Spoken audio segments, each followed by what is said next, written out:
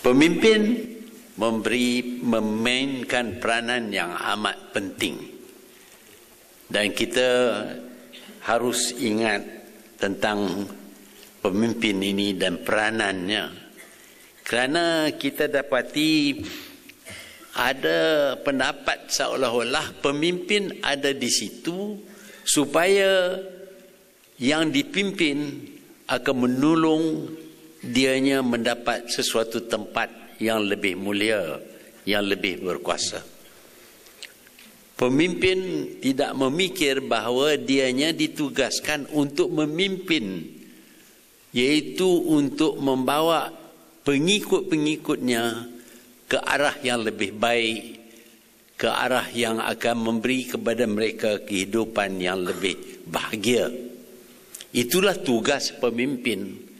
Tapi kita dapati kadang-kadang pemimpin menganggap bahawa yang menjadi pengikutnya mempunyai tugas yang besar untuk menaikkan pemimpin supaya lebih tinggi lagi, supaya lebih berkuasa lagi.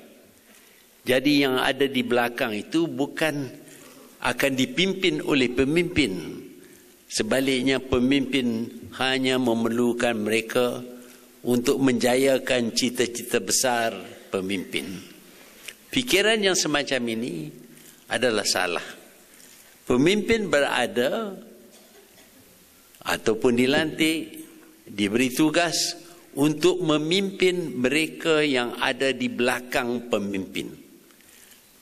Mereka yang menurut pemimpin kerana kepercayaan mereka ialah pemimpin akan membawa mereka ke arah kebahagiaan. Itulah tugas pemimpin. Bukan untuk menaikkan dirinya. Bukan untuk memberi kuasa yang lebih besar supaya dianya boleh hidup lebih mewah, lebih baik daripada pengikut-pengikutnya. Pemimpin mestilah utamakan kepentingan pengikut-pengikut.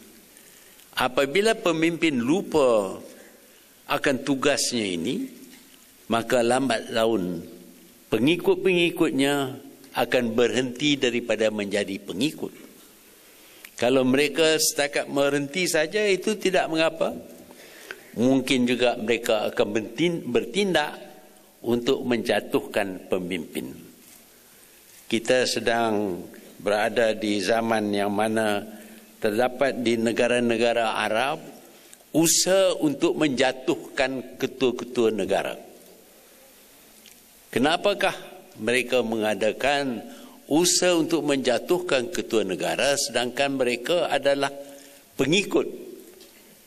Secara tidak langsung mereka menjadi pengikut kepada ketua itu. Sebabnya ialah kerana ketua-ketua negara ini sudah lupa akan peranan mereka sebagai pemimpin. Mereka lupa tentang kepentingan kebahagiaan hidup pengikut-pengikut yang menjadi rakyat negara mereka.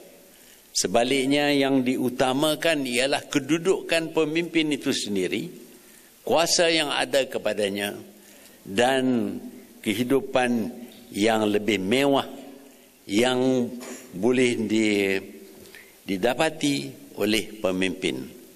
Dengan itu dilupakan tentang mereka yang menjadi pengikut.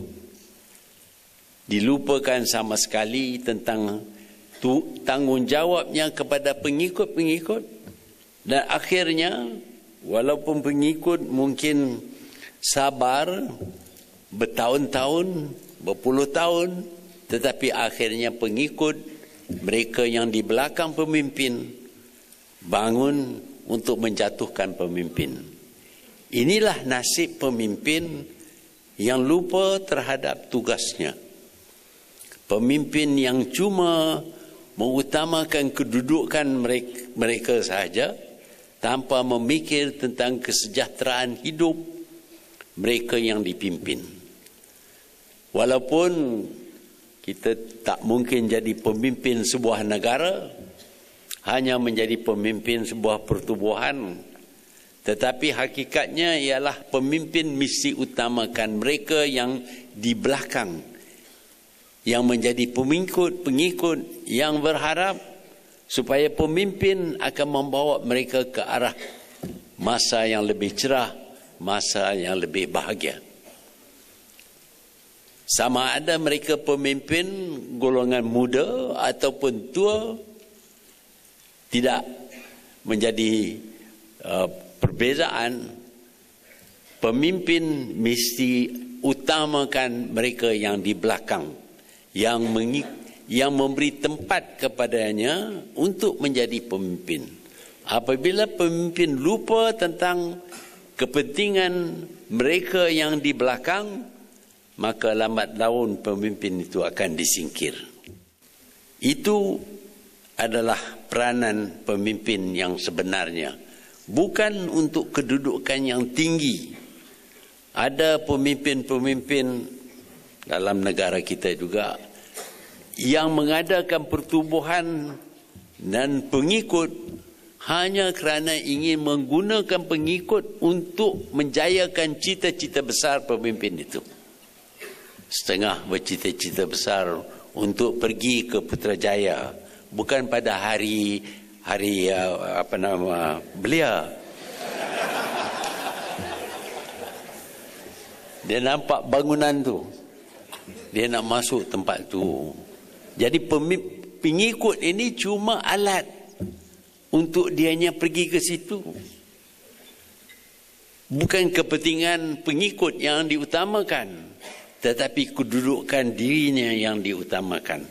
Pemimpin yang semacam itu, kalaupun dia berjaya sampai ke Putrajaya, dia tak akan duduk di situ lama.